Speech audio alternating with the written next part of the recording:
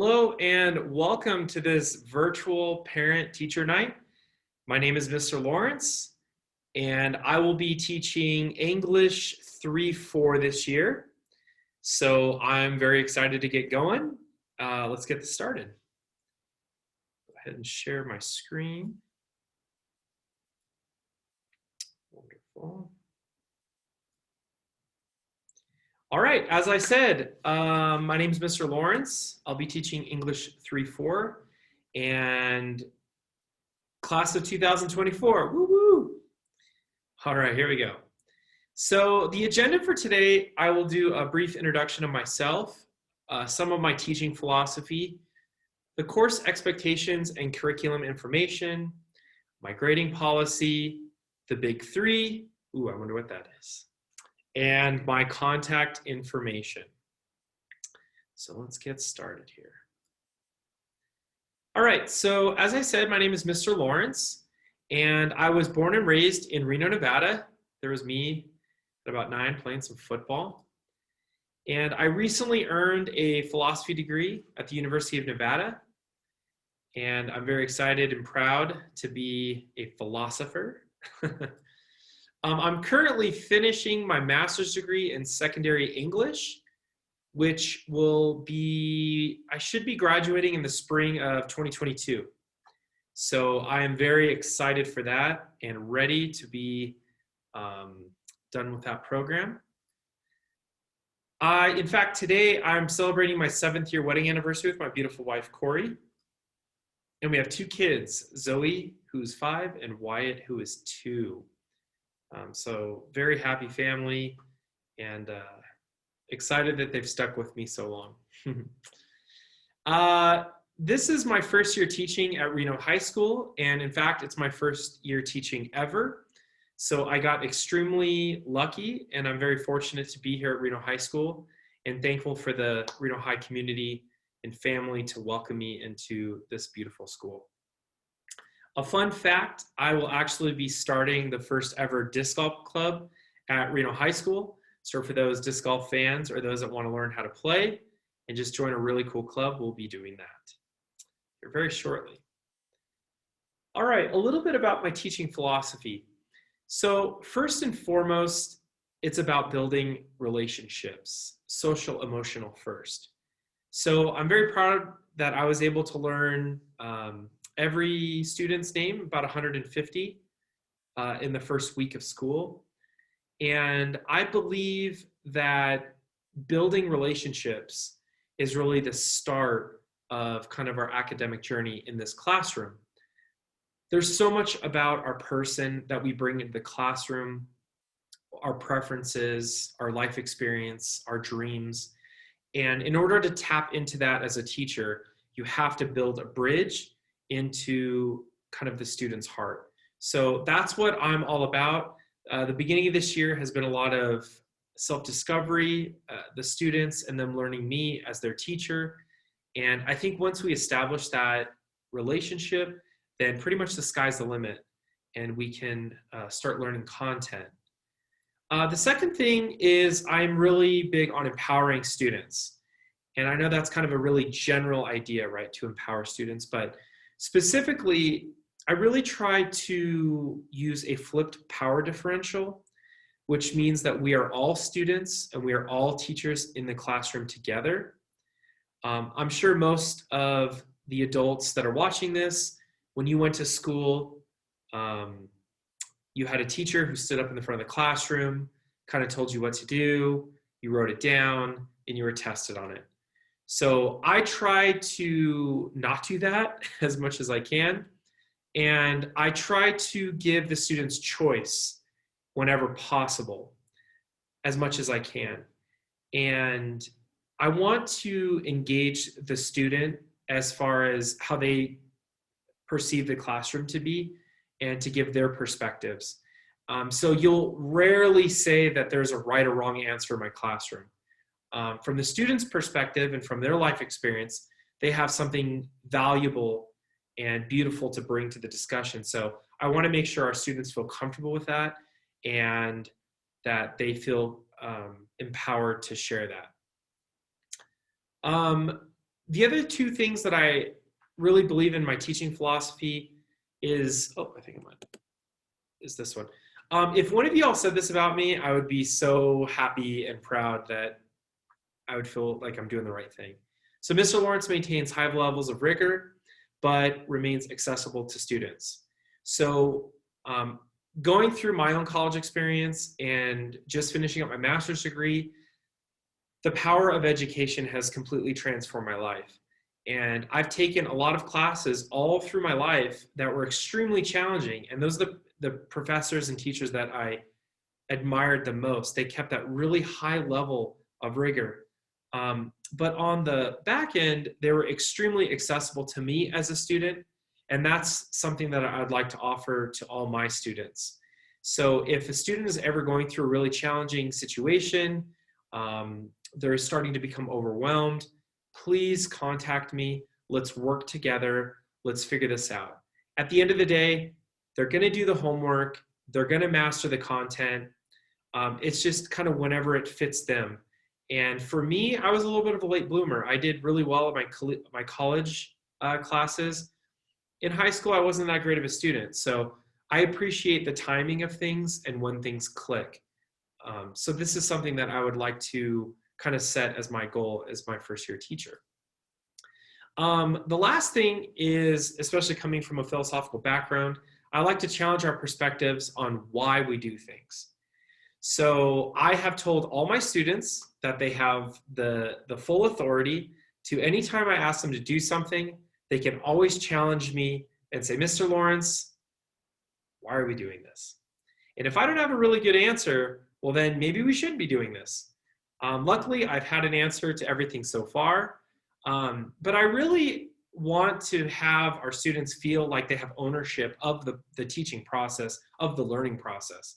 So if they want to suggest something that we do differently, I'm super open to that. And also to really understand why we do things.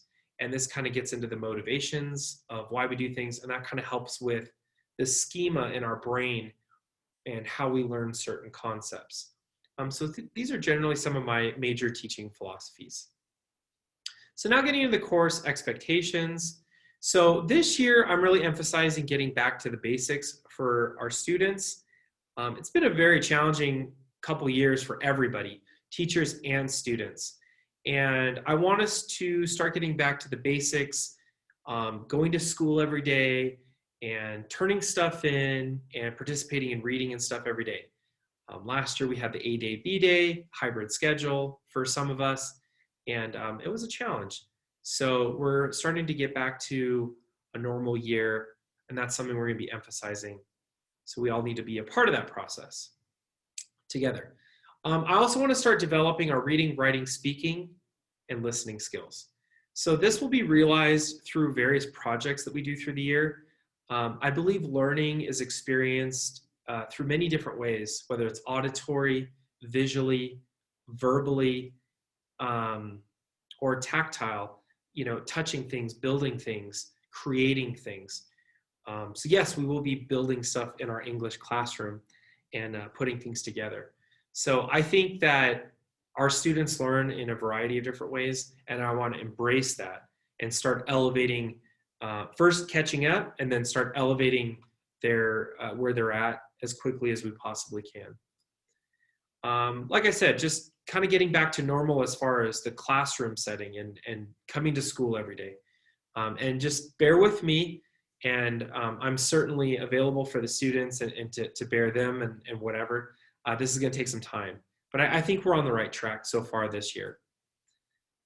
Let's see here. Oh, read. Yeah, so if you can support your student reading at home, that would be amazing. And it doesn't need to be, lofty, big books. I mean, it could be something as simple as magazines, comic books. They do get some reading through social media, but not as much as I think we would like.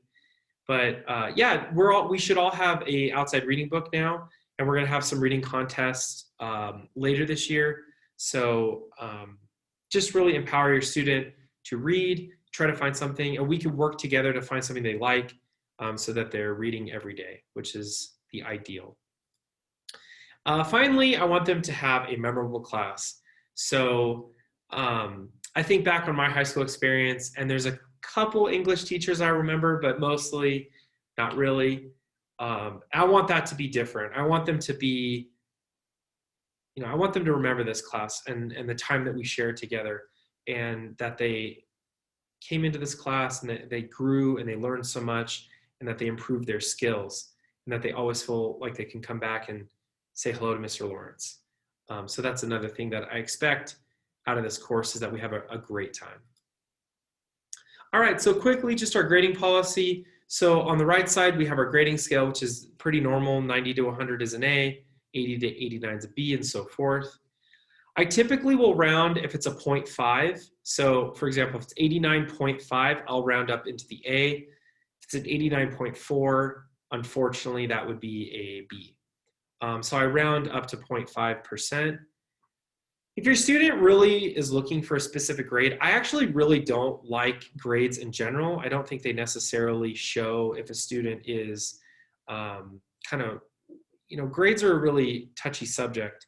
But it definitely is important for some students. So if they're like, Mr. Lawrence, I gotta have an A in the class, then let's work towards that. If that's something that they wanna work, we can work to that level of mastery. But let's have a conversation. If students start falling behind, we can definitely look at and seeing some opportunities for getting credit recovery and whatever. Grade weights. So the bottom end of the spectrum are kind of the stuff that we do kind of every week. Tests and quizzes, speaking and listening, which are like class discussion, and vocabulary and grammar homework. So if students are, struggle with test anxiety, I tried to have this as be as least impact as possible on their grade. But it's important. They need to keep up on their vocab. They need to keep up on their grammar. If not, then they'll see some of their grade drop for that. 20% is unit work. This is like non-vocab grammar work, non-vocab and non-grammar work. So this is like any writing activities, anything that we're doing with the books that we're reading. So that'll fall into that category. If we look at this part of the grade, the writing essays is 35% of their grade. So the writing process in my classroom can take sometimes up to 2 weeks, up to a month. So we'll start with a rough draft, we'll refine it, we'll do writing conferences. And so this is a huge, substantial part of our classroom that we're devoting to the essays and papers. So they'll be either rewarded, or this will become a challenge for them if they decide not to participate in certain aspects of the writing process. And then finally, 15% of the final exam, which will be cumulative or summative.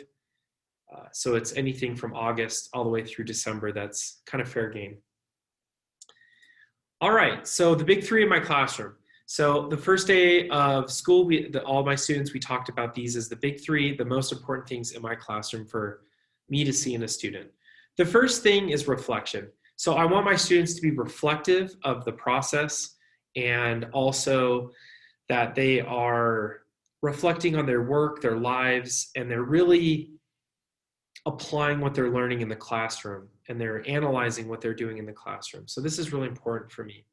I think when we reflect, we have a different perspective on life, and this can be a more full experience. Second, hardworking. So no matter what your mastery level is of the content, everybody can work hard. We can show up every day, we can have a good attitude, and we can be respectful. Hard work is something that's 100% in our control. And if I start seeing a student not working hard in my class, I'll definitely go talk to them and see what's going on, because this is a high expectation of mine that we work hard. Finally, is that they stay safe in my classroom. So this is mentally safe and physically safe. So any type of hate speech, derogatory language, or personal attacks against a student is 100% not tolerated, and it will be dealt with immediately. I want this to be an inclusive environment, and we're gonna get into some really tricky situations in our classroom as far as dialogue and content. Not everyone's going to agree with everyone in the classroom. And I think it's important for us to learn how to resolve those conflicts with our fellow students and with me as a teacher, and whatever discussions we might get into. So those are the big three that I ask each student: reflection, hardworking, and safe. Do you see what I did there, Reno High School? Okay, I knew you got that. All right. So finally, I just want to show a little bit of the classroom. I went for a Harry Potter theme, but I do hope that people that aren't like big Harry Potter fans, they still kind of appreciate the environment and kind of what the classroom feels like. So it's super important for me that when the student walks in, that their guard comes down, they feel relaxed, they feel ready to learn, that it's a pleasant environment. So we won't be having any of the fluorescence this year, and it's have a little bit more of a mood lighting, low light setting, which is something super important. We have a platform 9 3/4, so that is the entrance into the Wizarding World. If you want to, I don't recommend you running at the wall, because just in case it's closed off, you might run into the wall pretty hard. I also am a huge collector of Funko Pops, so we have Funko Pops on our shelf. We also have potions that don't have labels on them yet. So one activity we're going to do this year is everyone's going to label a potion. And if they're lucky and if I like it, then I'll make labels for each of those, and those will be on them for the rest of my teaching career.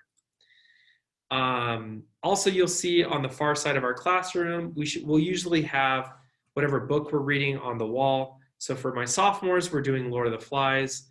For my freshmen, we're doing Book Thief. So just a nice little thing if you walk in and see kind of what we're reading. All right, last but not least, this is my contact information.